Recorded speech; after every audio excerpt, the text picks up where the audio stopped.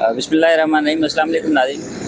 पाकिस्तान में LPG जो सरकारी रेट है वो है 241 रुपया, लेकिन बदकिस्मती इहा है जो असां वटां कंहिं बि क़िस्म जी इंतज़ामिया न आहे। ख़ासि तौर ते हिन वक़्तु असीं सरहद में मौजूदु आहियूं, जिते मुंहिंजे तव्हां बैग में LPG जी तव्हां दुकान बि नज़र अची रही आहे।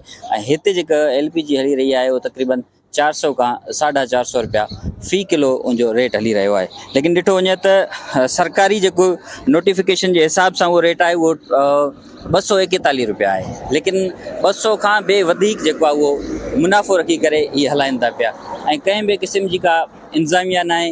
ॿियो को इन्हनि खां को इदारो पुछण वारो न आहे। ऐं छा वजूहात आहिनि ऐं हिते जेके उनजा मालिक बि मौजूदु आहिनि, अचो त उनसां बि ॻाल्हि ॿोल कयूं त उनजो छा चवणु आहे। नाज़रीन, मोहम्मद इस्माइल साहब मौजूदु आहे, हिन दुकान जा ओनर बि आहिनि। अचो तुम सां ॻाल्हि ॿोल कयूं त आख़िर छा वजह आहे त सरकारी रेट खां वधीक जेको आहे तक़रीबन 200 रुपया वधीक जेको आहे उहा CNG LPG सॉरी महांगी मिले थी पई। अस्सलाम वालेकुम। वालेकुम सलाम साईं। सर, छा वजह आहे तव्हां जेको सरकारी रेट आहे LPG जो 241 रुपया, उनखां वधीक 400 450 रुपया हिते सरहद में हले थी पई? असां साईं तो हाणे जेका मां ग्राहक भराया नी, असां 380 रुपया हाणे मां ॾिनो आहे ग्राहकनि खे।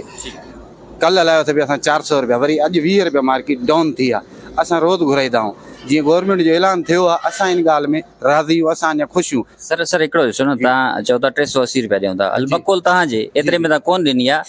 असां वटि उहो सबूत बि आहे नंबर न, तव्हां त हिकु ॿिनि खे पर्ची बि कोन ॾिनी ऐं ॿियो त जेकी तव्हां पर्ची लिखी ॾिनी आहे उनखे 400 रुपये में KG ॾिनो आहे, ठीकु आहे, 380 रुपये में कोन ॾिनो आहे। अलफर्द कयो तव्हांजे बकोल 380 रुपये में बि आहे त 241 काथे, 380 रुपया काथे, आख़िर इनमें छा वजह आहे? इनमें अवां ज़िम्मेवार आहियो या को अञा बि ॿिया के माण्हू मुलविस आहिनि इन में? इन में साईं मुलविस माण्हू उहे नी जेका मथों वेठा नी, जेका डीलरशिप आहे, प्लाट वारनि खे जहिड़े हिसाब सां ॾियनि था उहे प्लाट वारनि खे जहिड़े हिसाब सां उतो मथों बोदर मिलंदो उहे असांखे उन हिसाब सां ॾींदा। बाक़ी प्लाट वारनि जा नंबर मां वटि पिया नी, 10 प्लाट नी, 10 प्लाटनि जा मां वटि नंबर आहिनि।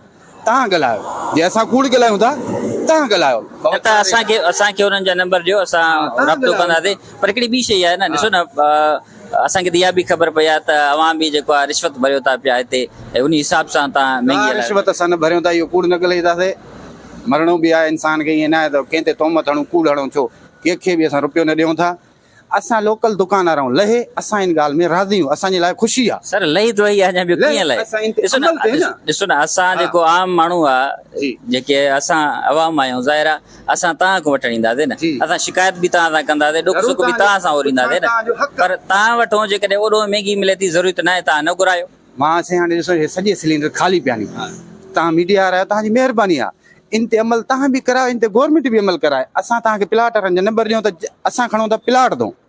असां कहिड़े प्लांट? सादकाबाद जो प्लाट नी, 10 प्लाट नी, हिते अज़ीज़ जो प्लाट आहे, हिते हेरम जो प्लाट आहे, SF जो प्लाट आहे, स्टार प्लाट आहे, जुनस्टो प्लाट आहे, अहमदाबाद प्लाट आहे, नवाब प्लाट आहे, साईं खे चवां लेकिन तेज जो प्लाट आहे। 2 ॾींहं अॻु में जॾहिं 308 रुपया LPG हुई त पाण सां गॾु गॾु कोट सब्ज़ल आहे, उते उहा साॻी रक़म में 308 रुपये ई मिले पई। छा उहो पंजाब जो गवर्नमेंट, पंजाबी गवर्नमेंट आहे, उते कानून सख़्तु आहे, उन ते अमल थिए पियो ऐं साॻियो पाण तां घणो 70-80 किलोमीटर जो मुफ़ासिलो आहे ऐं हिते जेको आहे उहो 200 रुपया वधीक महांगी मिले थी। इहो साईं तव्हां चई सघो था, असांजे हिसाब सां हाय सां वञनि थियूं, हितां भराइनि थियूं सादकाबाद मां। तव्हांखे हाय सां जो बि नंबर ॾियां थो, तव्हां ओपन करे मीडिया जे साम्हूं वञी ॾिसो केरु हिन में कूड़ ॻाल्हाए थो, केरु हिन में सच ॻाल्हाए थो। असां चवंदासीं इन ते गवर्नमेंट अमल कराए, प्लाट वारनि खे चवे। अगरि ॾिसो जेकॾहिं हाईएस वारा या जेके बि अवाम या LPG वठे थी पई अवां समेत, त पोइ उन्हनि जे ख़िलाफ़ तव्हां ॻाल्हायो छो नथा? आख़िर छा वजह आहे जो पूरे पाकिस्तान में इहो इशू आहे ऐं हर माण्हू ख़ामोश आहे? ख़बरूं बि तमामु घणियूं हलनि थियूं पियूं, पोइ बि मसइलो हल नथो थिए। असां साईं वेलो विच में जीअं थियो थोरो मसइलो मसाइलो, असां DC साहब ॾे बि वियासीं, असां AC साहब सां बि मिलियासीं। इन जे मथां जेकी तव्हां ॻाल्हि कई, मां हिते डीलरशिप आहे, पोइ हाणे मथो अलाए केरु बि ॾींदा। असां लोकल दुकानदार आहे, असांखे ॾियनि था प्लाट वारा, जेका तव्हांखे मां 8-10 नाला ॿुधाया नी। मां तव्हांखे टोटली जा नंबर ॾियां थो, गाॾी अचे थी मां घुरायां थो। तक़रीबन घणे तव्हांखे ओॾां प्लांट तां मिले थी पई? हिते मिले थो हाणे साईं, हिकिड़े प्लाट वारे ॾिनो आहे 4100 रुपया रेट, हिकिड़े ॾिनो आहे 4000 रुपया। असांखे पर KG ॿुधाइजो। पर KG यानी हिते अची असांखे पुॼंदी तक़रीबन 360 रुपया असांखे पुॼंदी अची। 360 रुपये जी? एतबार त असांखे कोन थो अचे, बहरहाल दी त तमामु घणी महांगी आहे। साईं मां तव्हांखे नंबर ॾियां थो, जाथों असां घुराईंदासीं, ॿियो असां ॿाहिरि मुल्क तो कान घुराईंदासीं, साईं पाकिस्तान में घुराईंदासीं। असांजो कमु प्लाट वारनि मोकिलणु, प्लाट वारा हाणे काथो घुराइनि था उहा उन्हनि खे ख़बर। ठीकु आहे, महिरबानी। नाज़िद तव्हां ॿुधो त साईं जन जो चवणु आहे त जेका प्लांट खां LPG अचे पई उहा असांखे महांगी मिले थी ऐं असां पाणी चए थो त एनी महांगी LPG जा शिकार आहियूं।